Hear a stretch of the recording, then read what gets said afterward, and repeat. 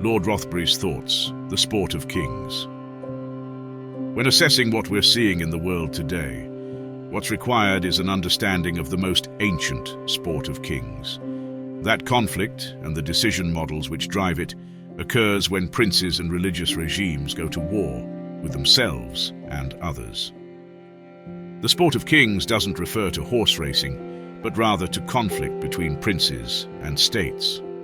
The most direct example was the investiture controversy, a major conflict in medieval Europe between the papacy and the Holy Roman Empire, as well as other European monarchies, over the appointment of church officials, including bishops, priests, and monastic officials. The church's taxation, an additional burden on the people of the princes, as well as acting as an unaccountable power over the people of the princes. The conflict was over the distribution of power between secular rulers and the church, as in the dispute between Pope Gregory VII and King Henry IV, and in the larger struggle over the authority of the Pope versus the secular authority of the oligarchs, princes.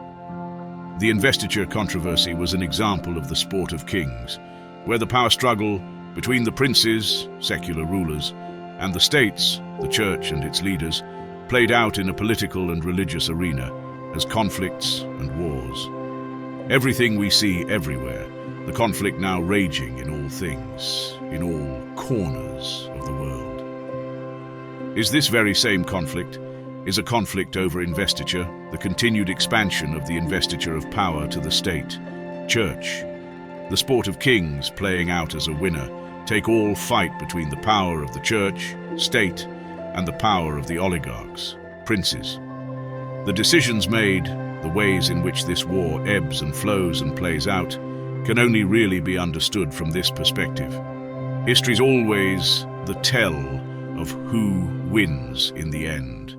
The oligarchs, princes, but not without the state, church, launching religious ideological violence become wars everywhere it can. Think 30-year, 80-year, the 100-year wars, and so many other conflicts eventually led to the Peace of Westphalia, and the English Civil War become Reformation, and eventually the Glorious Revolution. Buckle up.